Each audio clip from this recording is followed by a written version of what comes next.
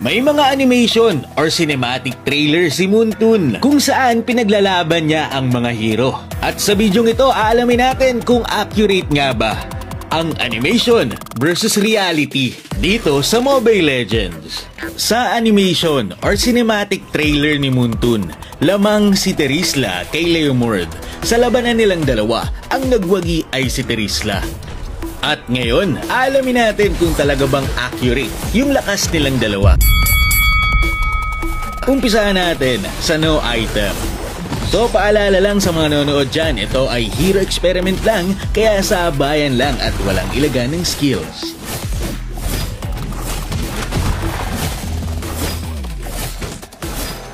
Sa no item, nanalo si Leomord. Move naman tayo sa damage item.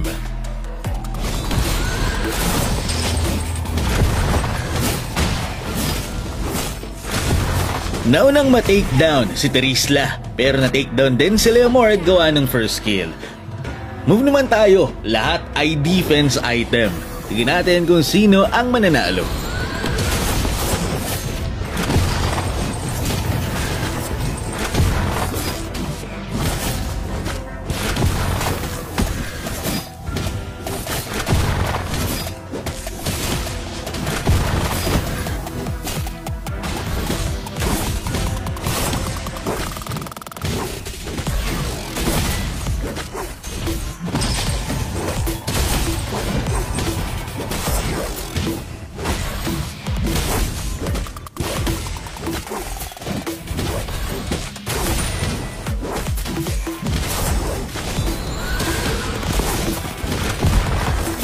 Dito naman, sobrang laking lamang ni Terizla kay Leomord.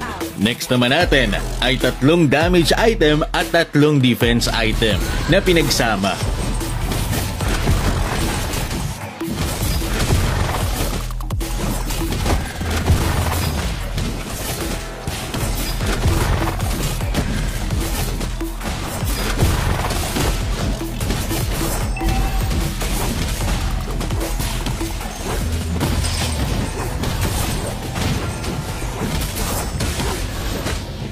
So dito, kitang-kita na lamang si Terizla.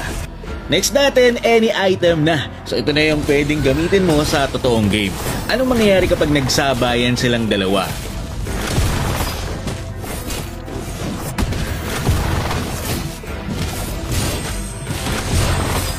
Launang ma-take down Terizla, pero na-take down din si Leomord. So para sa akin, match lang silang dalawa. Kayo na lang bahala ang humusga. Move naman tayo dito, Pacquiao versus Balmond. Alam nyo ba na mayroong animation na ganito na naglaban silang dalawa? Ito ang nangyari, napakaangas.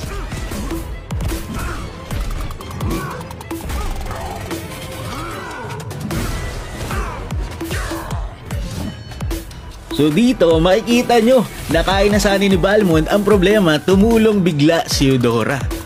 Kaya naging napakalaking kalamangan ni Pacquiao ito laban kay Balmond.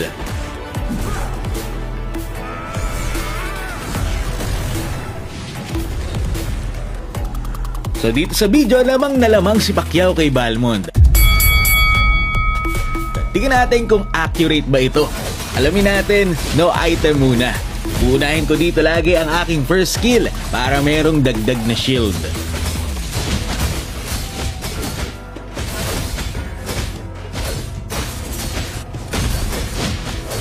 So no item, panalo si Pacquiao. Next natin, damage item.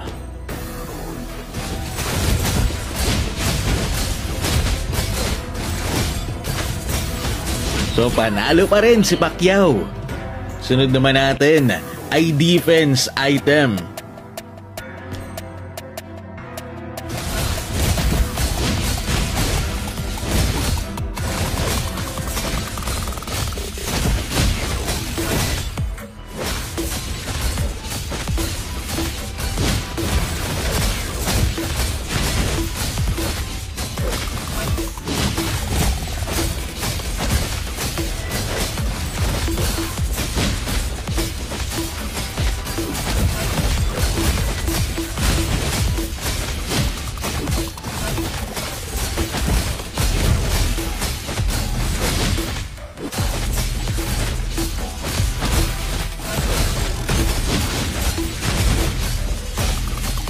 lamang na lamang pa rin dito si Pacquiao.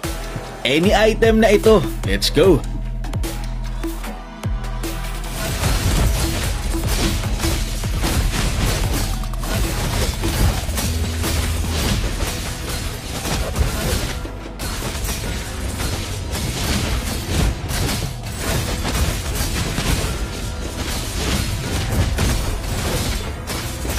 Muntik na pero panalo pa rin si Pacquiao. Next natin, Yin versus Yuzong. Kita naman natin dito ang matinding bakbakan ng dalawa.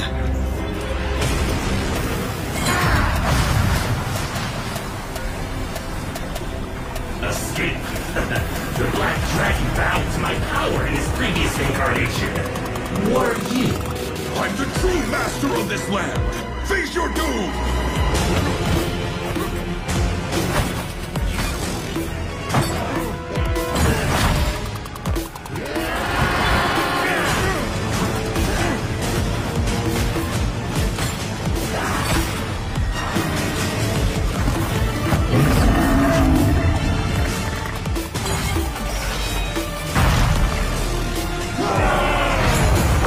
Pero dito sa cinematic trailer, hindi natin nakita kung sino talaga ang mas malakas at nanalo.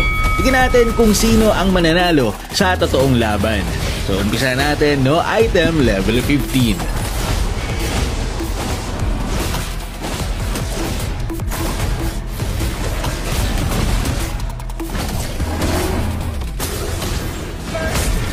Lamang na lamang si Yuzong.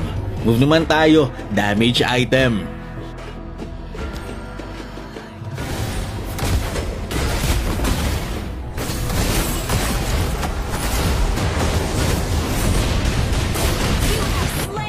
Panalo naman si Yin.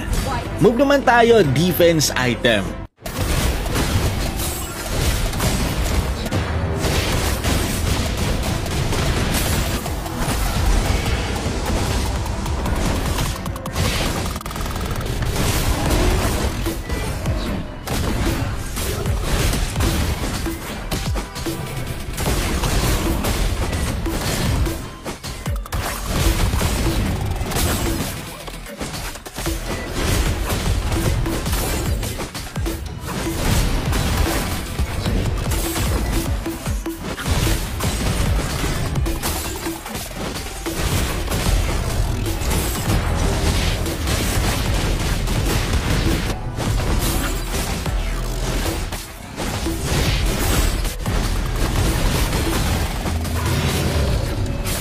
Ang nanalo syempre ay si Yuzong pa rin. Dito naman tayo sa any item. Ang build dito ni Yuzong ay damage at defense item pinagsama.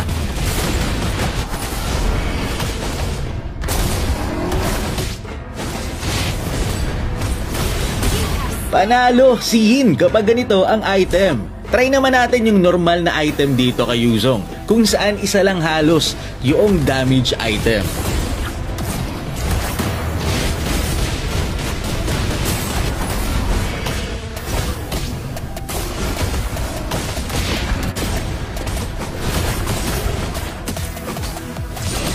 So kapag ganito ang laban, mananalo si Yuzong. So yun, para sa akin, mas malakas si Yuzong kesa kay Yin, kung sabayan lang ang pag-uusapan. Move naman tayo dito, Eve versus Sask. Sila ay mortal na magkaaway at sa video makikita nyo naman na talagang nagkakapalagan at nagkakasabayan silang dalawa.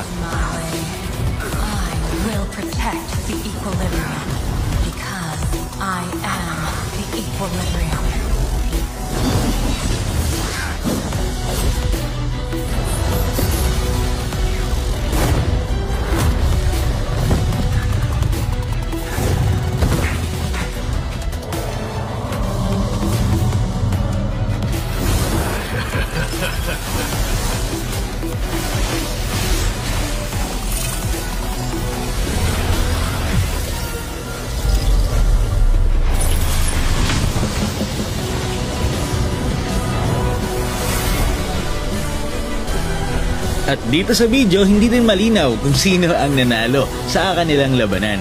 Kaya naman alamin natin in-game kung sino ang mas malakas. No item muna tayo, let's go!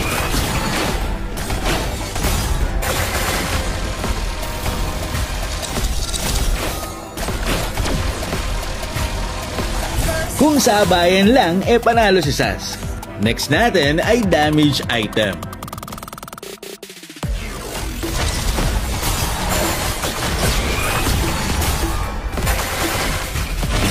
Naunang ma-take down si Sasuke pero dahil meron siyang passive, naging patas lang at parehas silang na-take down.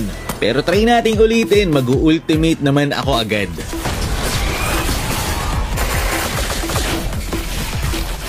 Ganun pa rin ang naging resulta. Nauna akong ma-take down pero na-take down din yung Sasuke. Move naman tayo sa may defense item na.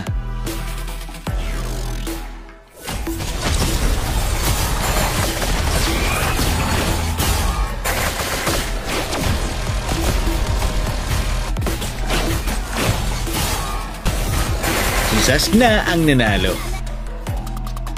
And last but not the least, si Dirot ang Prince of the Abyss. At ang kanyang parang minion or kanang kamay ay si Tamus. So sa storya, mas malakas si Dirot kaysa kay Tamus. Tingnan natin kung totoo nga ba or accurate nga ba ito sa game. No item muna tayo syempre.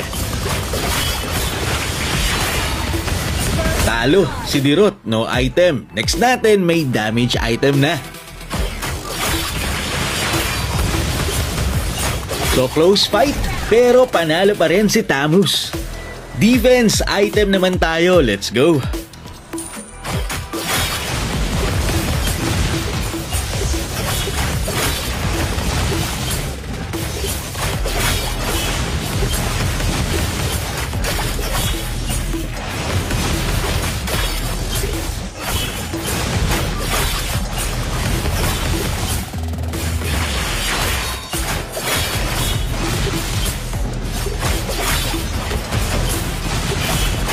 Close fight din, pero panalo pa rin si Tamus. Next naman natin, may defense at merong damage. Wala, talo talaga si Dirot. So mas malakas si Tamus sa totoong game. Yun lamang for today's video. So masabi natin na hindi lahat ng nanalo sa animation ay nanalo sa totoong game. Maraming salamat sa panonood and to God be the glory.